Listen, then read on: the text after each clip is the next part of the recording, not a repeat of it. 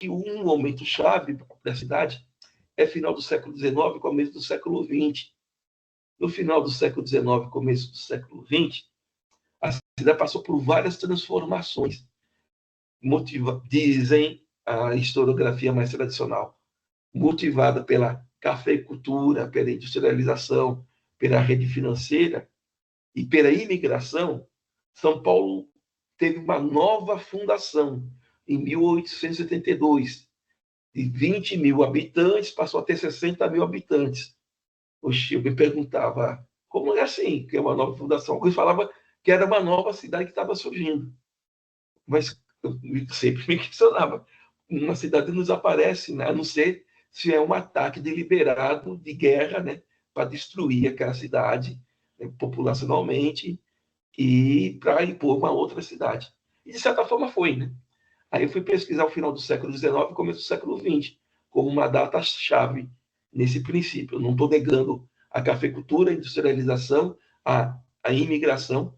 Cidade que tinha, pelos dados oficiais, de 20 mil passa a ter, eu estou chutando aqui, né? Ele pode dar os dados certinho, de 20 mil pessoas passa a ter a 60 mil, então mais do que dobrou. Aí fui pesquisar por que isso acontece. Os dados oficiais trabalham com essa ideia. Com a chegada dos imigrantes italianos, espanhóis, portugueses, que foram as principais linhas de imigração. Olha que interessante, a asiática nem era a principal linha de imigração, porque considerava o povo asiático como um amarelo. Nas teorias raciais do final do século XIX, começo do século XX, nós, indígenas, né, que somos uma das histórias das nossas origens na América, que chamam de Abiyala, é a nossa vida pelo Oceano Pacífico. Então, nossa descendência vem da Ásia. Né? Por isso que você tem muitos indígenas parecido com o povo asiático, com os mongóis, né? Com os japoneses, com os chineses, inclusive em relação ao comportamento. Então, a migração asiática não era desejada. Se você quer melhorar racialmente, você tem que branquear a cidade de São Paulo. E branquear a cidade de São Paulo significa imigrantes vindos do norte da Europa, se for da Itália, do norte da Itália, não do sul da Itália, porque o sul da Itália, o sul de Portugal, da Espanha, Ilha das Madeiras, os Açores, já teve contato, já tinha contato cultural e até físico com os islâmicos, né, com os muçulmanos e com aquele norte da África, né? Então, por isso que seriam os lombardos da Itália, né? É uma migração cujo a formação genética seria de branqueamento, essa intenção. Isso está no livro. Você lê literalmente documentos do censo falando que está no meu livro, nem tudo é italiano, né? Literalmente você lê um livro daqueles que fazem o censo, que a imigração está melhorando a nossa raça. Então, posso falar que é teoria racial. Então, São Paulo praticou teoria racial no final do século XIX, no começo do século XX. Isso antes da Segunda Guerra Mundial, viu, gente? A gente não está falando de Hitler aqui, não. A gente está falando das teorias raciais do final do XIX, começo do século XX, Georges Cuvier, Cesare Lombroso. Tem um bom livro que é de Lilian Murit-Schwartz, chamado Espetáculo das Raças. Tem um livro de Roberto Ventura, que fala estilo tropical. Havia na literatura, entre os intelectuais, entre a elite brasileira, em particular paulistana, o desejo de branquear, tornar a cidade branca, europeizando a arquitetura, o espaço e a população, tá certo?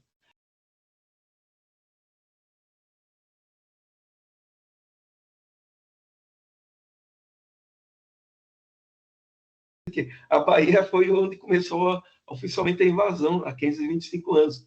Na minha comunidade, você tem indígena que é preto. Né? Você tem indígena onde eu moro, vou repetir, tem indígena onde eu moro, que é preta, preto, e você tem quilombo que tem indígenas, né? Por quê? Mas alguns me falaram que indígenas brigaram com pessoas pretas. Sim, nós indígenas brigamos entre a gente também. Os invasores da lógica da invasão usou as lutas existentes étnicas entre indígenas. Mas muitos indígenas com outros indígenas de outros povos se uniram para fazer a resistência. E muitos indígenas, com pessoas pretas, se uniram para fazer resistência. O exemplo disso é o Quilombo de Palmares. Cada vez mais as pesquisas demonstram que houve presença indígena e forte no Quilombo dos Palmares, né? No Recôncavo, que é um lugar... A Bahia é uma África, né? Mas depende da Bahia onde você está.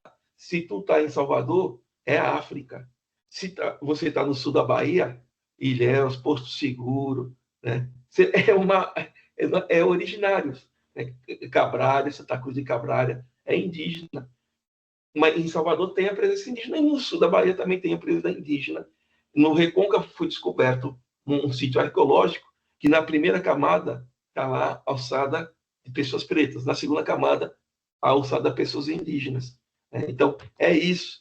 É pensar que ao invés, e infelizmente não vou negar que isso acontece, que parece que é uma disputa de territórios e lugares de fala, e isso para mim é tudo um grande absurdo, é pensar que para o dominador não importa muito se você é indígena ou você é preto, negro da África, ou preto africano, da diáspora africana.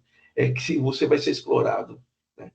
Insisto, tem um livro chamado de João Monteiro, Negros da Terra, e você vai encontrar em várias denominações referidos a gente em São Paulo como negros da terra.